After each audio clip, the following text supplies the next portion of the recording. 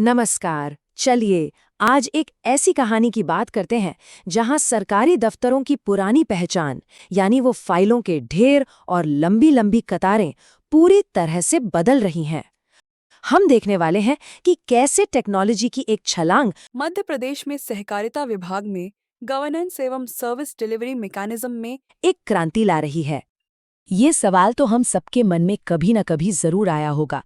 दशकों से सरकारी काम का मतलब ही धीमी प्रक्रिया और कागजों का अंबार रहा है। लेकिन जरा सोचिए, क्या हो अगर सहकारिता जैसा एक इतना जरूरी क्षेत्र जो लाखों लोगों से सीधे जुड़ा है, इस पुरानी व्यवस्था से बाहर निकलकर पूरी तरह डिजिटल हो जाए। इस बदलाव की पूरी कहानी को समझने के लिए हम एक सफर पर चलेंगे। हम शुरुआत करेंगे उस कागजी कार्रवाई के जाल से, फिर देखेंगे कि डिजिटल क्रांति ने कैसे नागरिकों के लिए सेवाएं आसान बनाई, पारदर्शिता की गारंटी दी और विभाग के अंदर भी आधुनिक बदलाव लाए। और आखिर में हम ये भी देखेंगे कि ये सब मिलकर मध्य प्रदेश में सहकारिता का भविष्य कैसे बना रहा है।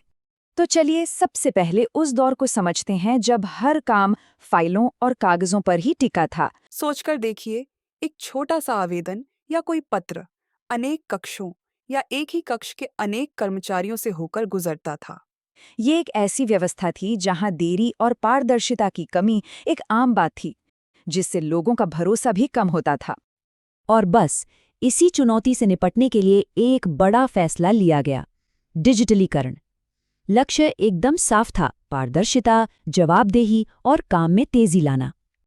ये सिर्फ कोई टेक्नोलॉजिकल अपग्रेड नहीं था, बल्कि काम करने के पूरे तरीके को जड़ से बदलने वाले एक नए युग की शुरुआत थी।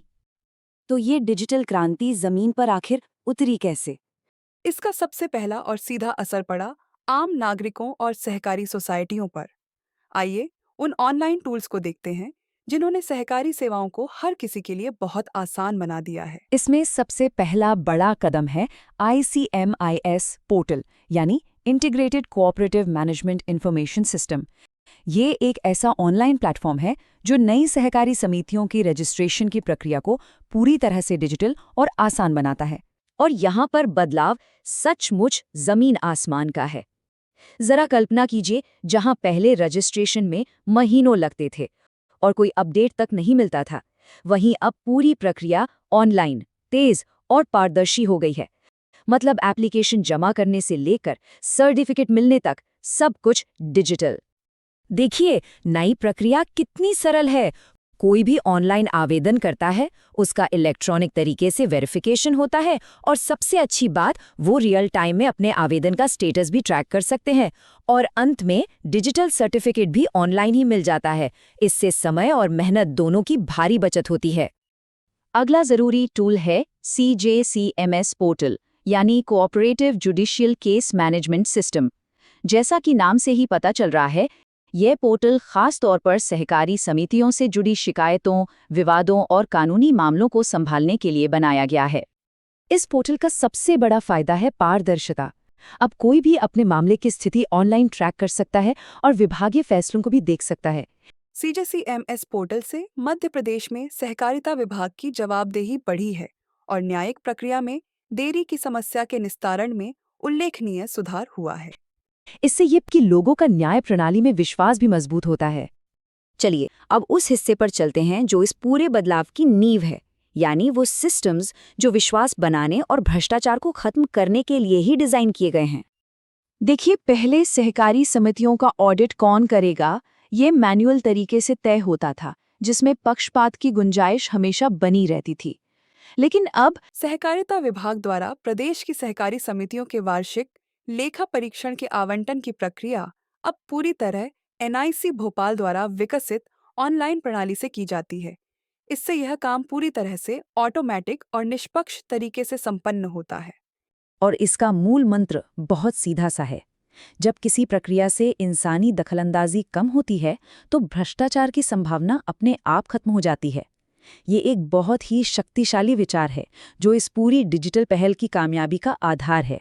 राष्ट्रीय सहकारी डेटाबेस पोर्टल अर्थात NCD पोर्टल सहकारी क्षेत्र का राष्ट्रीय डेटाबेस है। इस पोर्टल को भारत सरकार सहकारिता मंत्रालय द्वारा विकसित किया गया है। यह पोर्टल देश भर की सहकारी समितियों का एक एकीकृत सत्यापित एवं अद्यतन डेटाबेस उपलब्ध कराता है। मध्य प्रदेश में सहकारिता विभाग द्वारा राज्य की सभी सहकारी समितियों का डेटा इस पोर्टल पर अपलोड किया जा चुका है। इस बदलाव का पैमाना समझने के लिए जरा इस संख्या को देखिए। देश भर की लगभग 8.5 लाख सहकारी समितियों का डेटा एक ही जगह एक प्लेटफॉर्म पर उपलब्ध कराया गया है। ये वाकई एक बहुत बड़ा और महत्वाकांक्षी प्रोजेक्ट है। और इस डेटा में मध्य प्रदेश की 54,000 से अधिक सहकारी समितियों का डेटा भी शामिल है। और हाँ, ये सिर्फ एक लिस्ट नहीं है। ये नेशनल कोऑपरेटिव डेटाबेस यानी एनसीडी एक पावरफुल एनालिटिक्स डैशबोर्ड भी देता है। इसका मतलब है कि अब सरकार डेटा के आधार पर बेहतर नीतियां बना सकती है, संसाधनों को वहां भेज सकती है जहां उनकी सबसे ज्यादा जरूरत है, और पूरे देश में सहकारी क्षेत्र कैसा प्रदर्शन कर रहा है इसे बेहतर ढंग से समझ सकती है। अच्छा, अभी तक हमने बाहरी सेवाओं की बात की, लेकिन ये बदलाव सिर्फ बाहर के लिए नहीं है, बल्कि विभाग के अंदर भी हो रहा है। चलिए देखते हैं कि विभाग की अपनी कार्य संस्कृति कैसे आधुनिक हो रही है। विभाग के हेडक्वार्टर्स में एक बहुत बड़ा बदलाव आया है। अब 80% काम ई-ऑफिस सिस्टम के जरिए होता है। इसका मतलब है कि फाइलें अब कागजों पर नहीं बल्कि डिजिटल रूप से ट्रैक होती हैं, जिससे काम में तेजी और पारदर्शिता दोनों आई हैं। ये एक पेपरलेस ऑफिस की दिशा में वाकई एक बड़ा कदम है। इतना ही नहीं, विभाग अपने कर्मचारियों के मैनेजमेंट को भी आधुनिक बना रहा है।